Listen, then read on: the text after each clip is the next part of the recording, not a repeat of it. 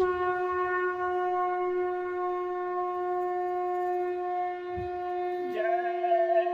गुरुदेव। जय गुरुदेव।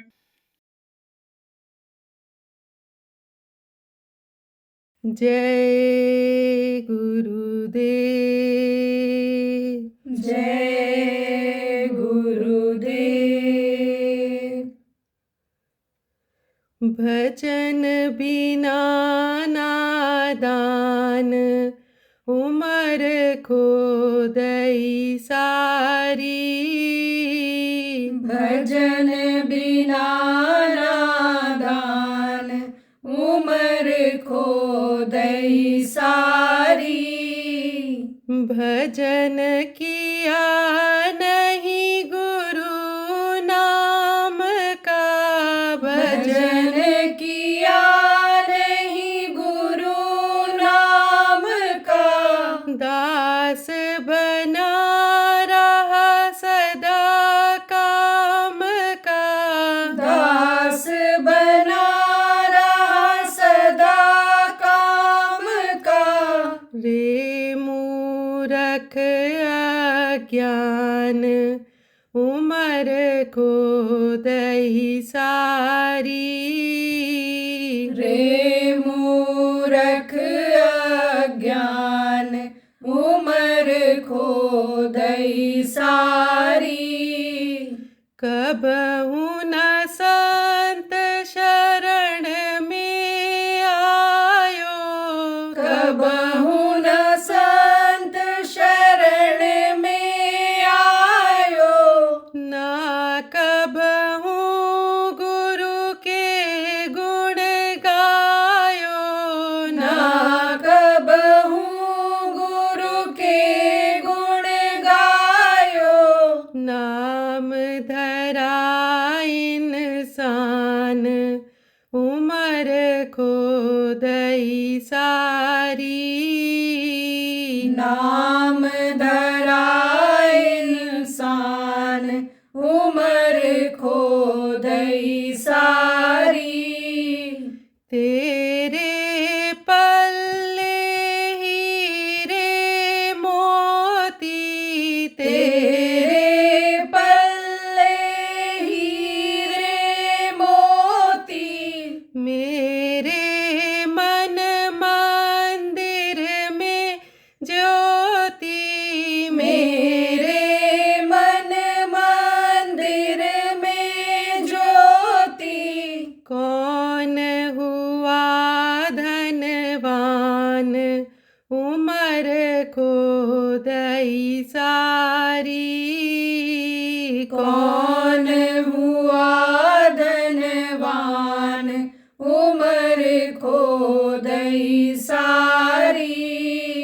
तेरे जैसे लाखों आए, तेरे जैसे लाखों आए, लाखों इस मिट्टी में ध्याए।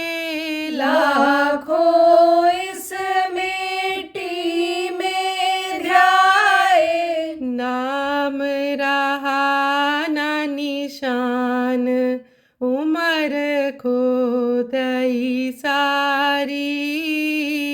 नाम रहा न निशान उमर खो दई सारी।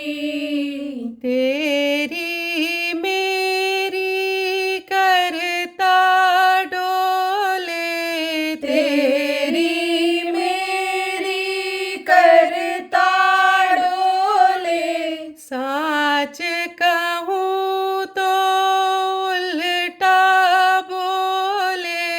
साच कहूँ तो उल्टा बोले। कर कर मान गुमान उमर खो दई सारी। कर कर मान गुमान उमर खो दई सारी। कहे सतगुरु मुश्किल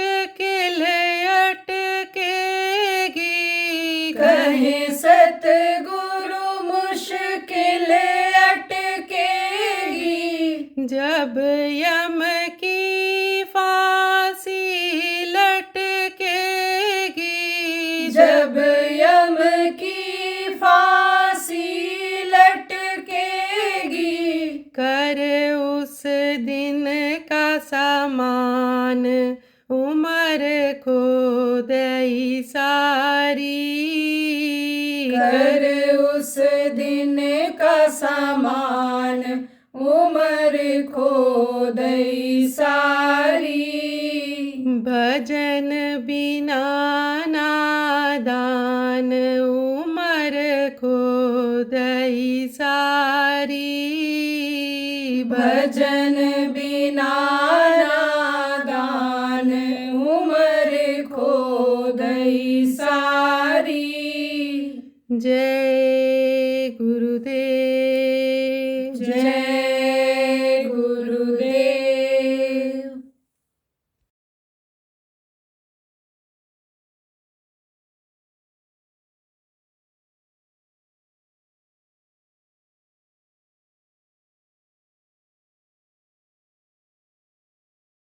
सदगुरु इस धरती के मेहमान होते हैं, आते हैं और अपना काम करके चले जाते हैं। सदगुरु कौन होते हैं?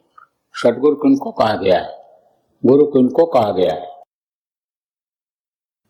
जो हड्डी और मांस के ही शरीर में रहते हैं, लेकिन ताकत उस परमात्मा की रहती है। इसको परमात्मा कहा गया, प्रभु कहा गया, अलख अनामी कहा गया, सत्पुरुष कहा गया। वो लोग, वो जो है मनुष्य शरीर में नहीं आ सकते। उनकी सारी रचना तो है इधर की, वो शब्द रूप में है। शब्द किसको कहते हैं? आवाज को। आवाज ही है वो, यूं को हुआ। और उस आवाज से यह सब बनता चला जाता है, उसी आवाज से ही बना है। तो वो अदृश्य हैं। अदृश्य किसको कहते हैं? जिनको इन बाहरी आंखों से आप देख नहीं सकते हो। और जितने भी दुनिया संसार में जीव हैं, चाहे वो आसमान में उड़ने वाले पक्षी हों, चाहे जल के अंदर के जीव हों, चाहे जमीन पर चलने वाले हों, चाहे पेड़ पौधे हों, चाहे आदमी हों, ये सब उन्हीं के अंश हैं। अब यहाँ पर ये आकर के फंस गए, कर्मों के बंधन में बंध गए, इसलिए फंस गए। तो सतयुग सबसे पहला युग था। जब सृष्टि ये बनी थी, जब ये दुनिया संसार बना था, पेड़ पौधे बने थे, गाय बैल भैंस घोड़ा गधा मुर्गा भैंसा ये जब बने थे, जब कबूतर गौरैया और ये सब पक्षियां जब बनी थी, ये जो घड़ियाल कछुआ मछली ये सब जो तरह तरह के बने थे, उस समय का युग था सतयुग युग। तो सतयुग में क्या था? सतयुग में सबकी दिव्य दृष्टि खुली हुई थी।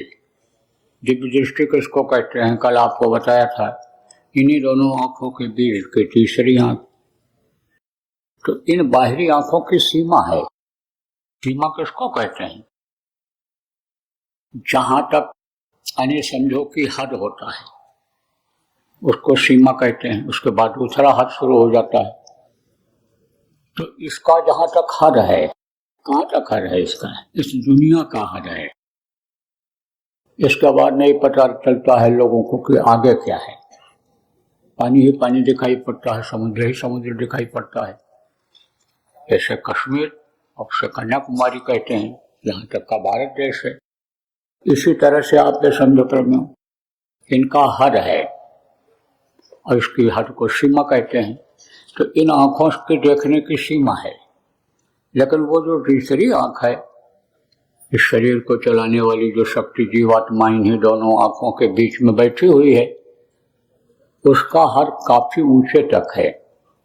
बल्कि यह समझो कि यानी आज जहां से शुरुआत जहां से हुई है वहां तक है, अंत तक आदि और अंत तक है उसकी सीमा। किसकी? यानी जीवात्मा के तीसरी आंख की है, तो उस समय उन लोगों की खुली हुई थी, तो वो ऊपरी लोगों को देखते रहते थे। आप जो पहली बार आए हो कहोगे भाई ऊपरी लोग कौन से? जहां पर आप रहते हो ये अंड लोक है, ये पिंड लोक है। पिंड से शरीर बनता है, पिंड से ये गाय बैल भी तैयार होते हैं माँ के पेट में, ये पिंड लोक कहलाता है। अब इसके ऊपर जहां देवी देवता रहते हैं वो अंड लोक कहलाता है। ऊपर ब्रह्म जहां रहते हैं, काल ब्रह्म रहते हैं, वो समझो क्या, वो आप समझो कि यानी पिंड लोक, अंड लोक और वो ब्रह्मांड लोक कहलाता है। ऊपर का वो ब्रह्मांड लोक कहलाता है। लेकिन उसके ऊपर भी लोक हैं। उसके ऊपर कौन से लोक हैं? आप ये समझो कि पार ब्रह्म लोक है, सत लोक है, अलख लोक है, अगम लोक है, अनामी लोक है। तो ऊपरी लोगों की चीजें भी दिखाई पड़ती थी लोगों को। अब आपको जो पुराने सत्संगी हो सुनाया गया है, याद दिलाता हूं कि जिन्होंने इस दुनिया संसार को बनाया उनको काल भगवान कहा जाता है। उन जो बनाए हैं वही बिगाड़ भी देते हैं। उन्हीं का यहाँ नियम चलता है, उन्हीं के मसाले से, यानी उन्हीं के असर से, उन्हीं के ताकत से समझ लो आप कि यह शरीर भी बना है, माँ के पेट में तैयार हुआ है। ये तो काल भगवान तपस्या करके और सत्पुरुष से जीवात्माओं को मांग करके लाए थे। तब इन्होंने कहा भाई कि ये जीव को हम जो मांग करके लाए अपना देश बनाने बसाने के लिए, ये तो हमारे छोड़ करके चले जा रहे हैं। क्यों? क्योंकि जब 1 लाख वर्ष की उम्र जो मनुष्य की होती थी वो जब पूरा हो जाता था तो जहां से ये जीवात्मा आई है ऊपर से उतारी गई है वहीं पहुंच जाती थी आराम से, कोई दिक्कत नहीं होती थी। सब उन्होंने क्या किया? उन्होंने यानी नियम बनाया। किसका नियम? पुण्य और पाप का। आवाज सुनाई पड़ी, प्रार्थना किया, खुद बनाने में सक्षम नहीं थे। तब उन्होंने ब्रह्म से कहा, त्रिकुटी धाम के वासी से कहा आप हमारी मदद कर दीजिए। तो उधर से आवाज सुनाई पड़ी, लेकिन उनको नहीं सुनाई पड़ी। किसको नहीं सुनाई पड़ी? ब्रह्मा को सुनाई पड़ी। उसी को वेदवाणी कहा गया। ब्रह्मा ने जब सुना, देख नहीं पाते हैं ब्रह्मा उनको, और न देख पाए आवाज कहां से आ रही। लेकिन आवाज देखो, एक बहुत महीन आवाज होती है, आदमी की ही देखो, एक मोटी आवाज होती है, कड़क आवाज होती है, जोर तो सुनाई पड़ती है। तो जब उन्होंने उस तरह की आवाज को सुना तो समझ गए, और उसमें ये आ भी गया कि जैसे टेलीफोन में बोलते हो, मैं फला आदमी फला जगह से बोल रहा हूं, तो उससे उनको स्पष्ट हो गया कि यह हमारे पिता ईश्वर के भी लोक से ऊपर से बोल रहे हैं, ऊपर के लोक से बोल रहे हैं। और इनको आदेश हुआ। किसका फिर आदेश हुआ? आवाज जब सुनाई पड़ी तो किसका आदेश हुआ? आप ये समझो कि पिता का आदेश हुआ, जिनको काल भगवान कहते हैं, कि आप तो सुना दो उनको। किसको? ऋषि मुनि महात्माओं को जो तपस्या कर रहे हैं, वो जनता को सुना दें, जनता को बता दें कि अब यह नियम बन गया है अच्छे और बुरा करने का। आजादी तो है, हाथ पैर आंख कान मुंह सब तुमको दे तो दिया गया है। बताओ जनता को कि तुमको दे तो दिया गया है, लेकिन अब इस तरह का तुमको खान पान रखना है, चाल चलन रखना है, विचार भावनाएं रखनी है, ऐसा काम करना है, सत्य बोलना है, सेवा करना है, परोपकार मदद करना है, ये सब बना दिया उन्होंने। यह सब तुमको करना है मनुष्यों को। तो ऋषि मुनियों को जब आवाज सुनाई पड़ी तब उन्होंने जनता को सुनाना जगह जगह शुरू कर दिया, तो उसका बन गया नियम। अब जो आजाद थे, स्वतंत्र थे, किसी प्रकार का अंकुश नहीं था, उनके ऊपर जब यह लग गया तो समझो कि कहीं ना कहीं भूल भटक हो ही गई। जैसे मान लो कोई सड़क है और सड़क के ऊपर चौराहा है, दो सड़कें यानी समझो काटती हैं उसको, दो सड़कें हैं, एक सड़क इधर से एक इधर से, तो उसको चौराहा कहते, कोई चौडगरा कहता है, कोई चौमुहानी कहता है, तरह तरह का नाम रखा है लोगों ने। अब वहां पर कोई रेड लाइट यानी लाल बत्ती नहीं लगी है और आराम से आप गाड़ी लेकर स्कूटर मोटरसाइकिल लेकर जाते हो, तो मालूम है आपको यहाँ रुकना नहीं है, यहाँ तो देख लो अगल बगल कोई सवारी ना आ रही हो, निकल जाओ आगे। और अगर कहीं लाल बत्ती लग गई और आपको यह ध्यान है यहाँ तो कोई लाल बत्ती है नहीं, निकल चलो, तो लाल बत्ती जब यानी समझो जली हुई है, ध्यान नहीं दिया और आप निकले तो गाड़ी का चालान हो जाएगा, गलती बन गई। देखो ऐसे ही गलती बन जाती थी, बनने लग गई, और वो जो गलती बनने लग गई इंसान से, आदमी से, वो जमा होने लग गया। कहाँ जमा होने लग गया? इसी तीसरी आंख, पिंडी रश्मा द्वार इसको कहा, जो सुराख है जिससे जीवात्मा डाली गई है माँ के पेट में, वहीं पर जमा हो गया। और जमा हो गया तब ऊपर का देखना कम होने लग गया। ऊपर से जो आवाज आती थी जिसको सुन करके लोग मस्त रहते थे, वो मस्ती कम हो गई, आवाज कम हो गई। अब यह परिवर्तनशील संसार है, यहाँ बदलाव होता रहता है। देखो अभी ठंडी है, कुछ महीने के बाद गर्मी आ जाएगी, फिर बरसात आ जाएगी, फिर ठंडी आएगी।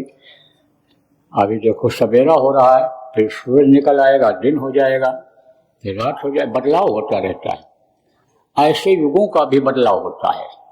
जैसे ये मौसम बदलते हैं, जाड़ा गर्मी बरसात, ये सब मौसम जैसे बदलते हैं, जैसे तारीख बदलती है, महीना बदलता है, जैसे आज सन बदल रहा है, कल 2025 लग जाएगा, ऐसे ही ये जो चार युग हैं ये बदलते रहते हैं।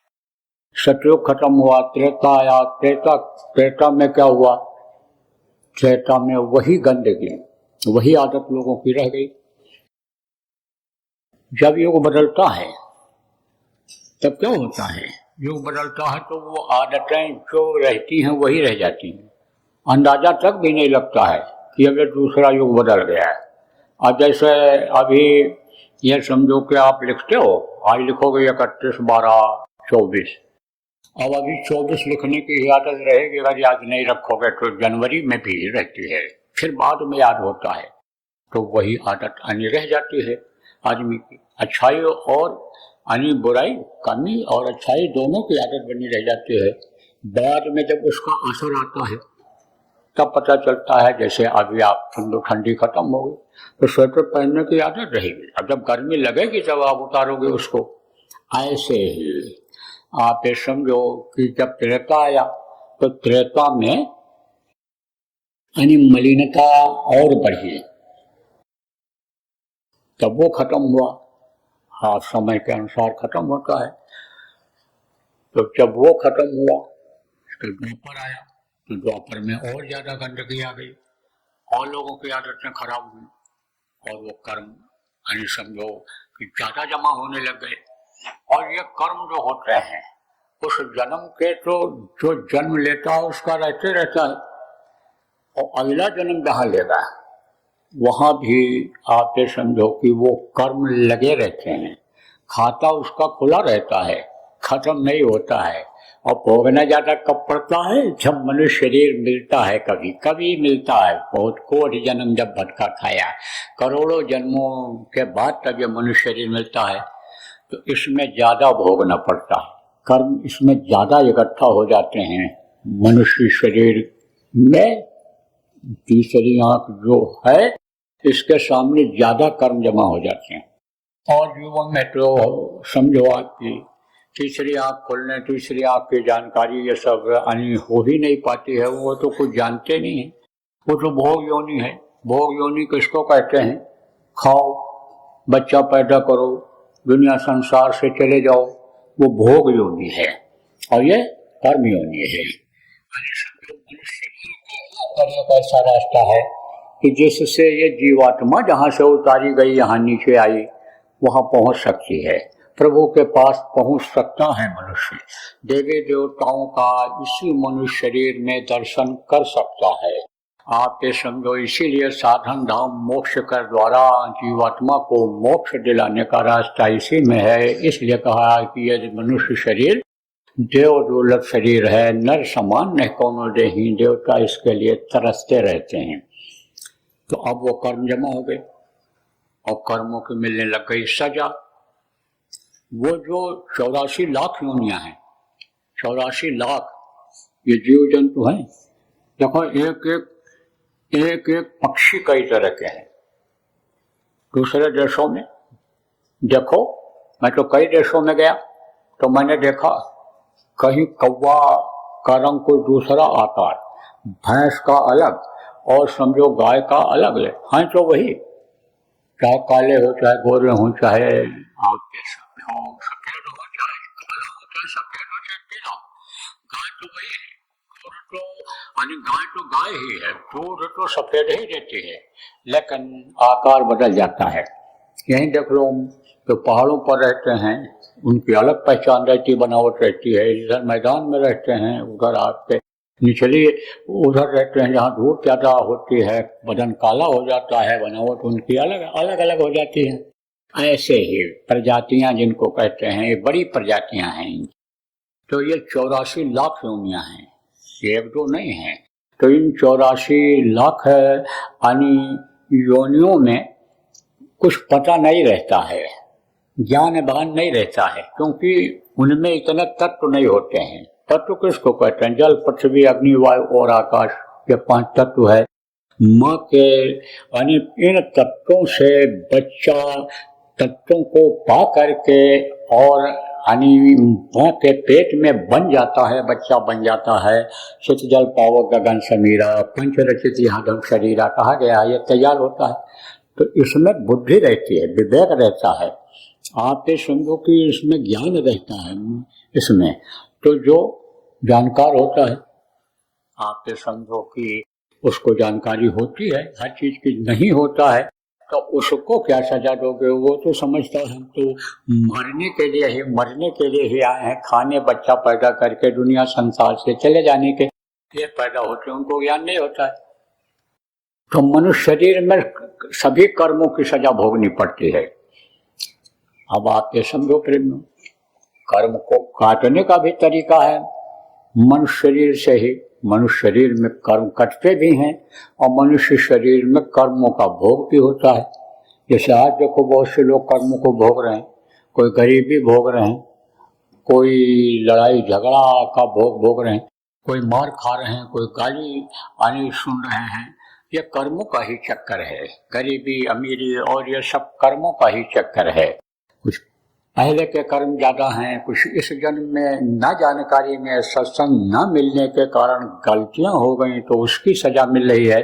आप समझो जैसे कोई चोरी चकारी गलत काम करता है तो उसको सजा मिलती है, ऐसे ये जो गलत काम शरीर से समाज में करता है तो कोई उसको देख भी नहीं पाता है, उसकी भी सजा मिल जाती है किसी न किसी रूप में।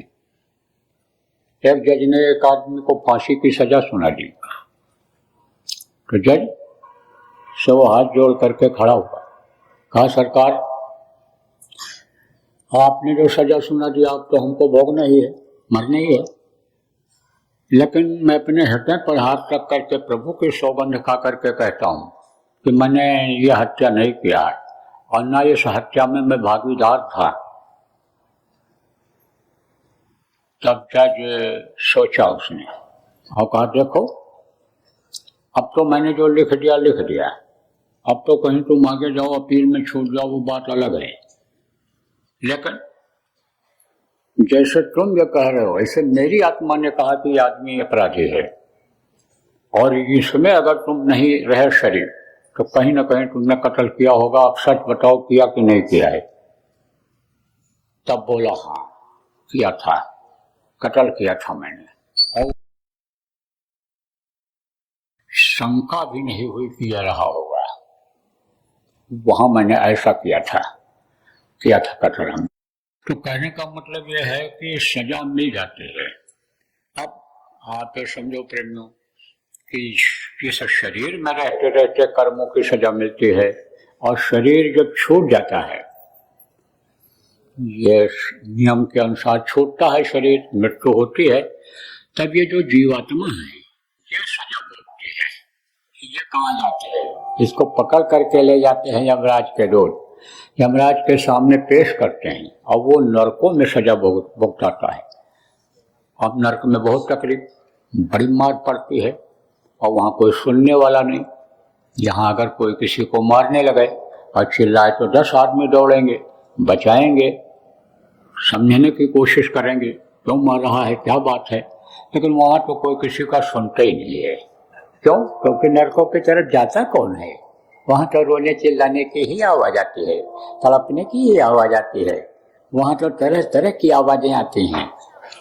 तो वहाँ कोई जाना भी नहीं पसंद करता, इतनी बदबू, इतनी गंदगी की कौन जाएगा वहाँ। तो अब आप ये समझो प्रेमियों कि जैसे कुछ लोग गंदी बस्ती में रहते हैं, बड़े बड़े शहरों में नाले में से लैट्रिन बहती है, अब उनकी तो बन गई आदत, लेकिन ऐसे जो नहीं उधर जाता है तो वहां से निकल नहीं पाता, जाना ही नहीं पसंद करता है, कहता रास्ता ये बदल दो, उधर बड़ी गंदगी है, बहुत बदबू आती है। ऐसे उधर नरकों में कोई जाना ही नहीं पसंद करता है। अब आप क्या समझो, कहते हो ना कि जिसका कोई नहीं होता है उसके भगवान होते हैं, प्रभु होते हैं। जितने भी जीव हैं सब उसी के बनाए हुए हैं, उसी प्रभु जिनको कहा गया है, अकाल पुरुष कहा है। अकाल माने जो इस काल के देश में जन्म न लें, जिनको अकाल पुरुष कहा गया है, जिनको अविनाशी कहा गया है। अविनाशी किसको कहते हैं? जिनका नाश न हो। यह दुनिया नाशवान है, इसका नाश होता है। ये देखो दिन अभी हो रहा है, दिन का नाश हो जाएगा, रात आ जाएगी, रात का नाश होगा, दिन आ जाएगा। पेड़ देखो जो ये फलते हैं वो झड़ते हैं, जो बड़े होते हैं पुराने हो जाते हैं, वो सूख करके गिर जाते हैं। तो यहाँ की चीज़ें नाशवान हैं, नाश होता है यहाँ, और वहाँ का कोई नाश नहीं होता, ना वो नाश उसका नाश होता है, वो अविनाशी है। तो अब आप ये समझो सब बच्चे उसी के हैं, तो उसके पास आवाज़ पहुँचती है दुखियों की, जो मार खाते हैं, चिल्लाते हैं। तब कहा ऐसी दशा देख जीवों की, सतपुरुष ने की दया महान, संत रूप होए जग में आए, सत्य लोक का पता बतान, सुरत शब्द का सच्चा मार्ग, संत मता का किया बखान। शब्द शब्द सीढ़ी सर रच डाला, चल चल पोखते वटम ठिकाए। संतों का प्रादुर्भाव हुआ।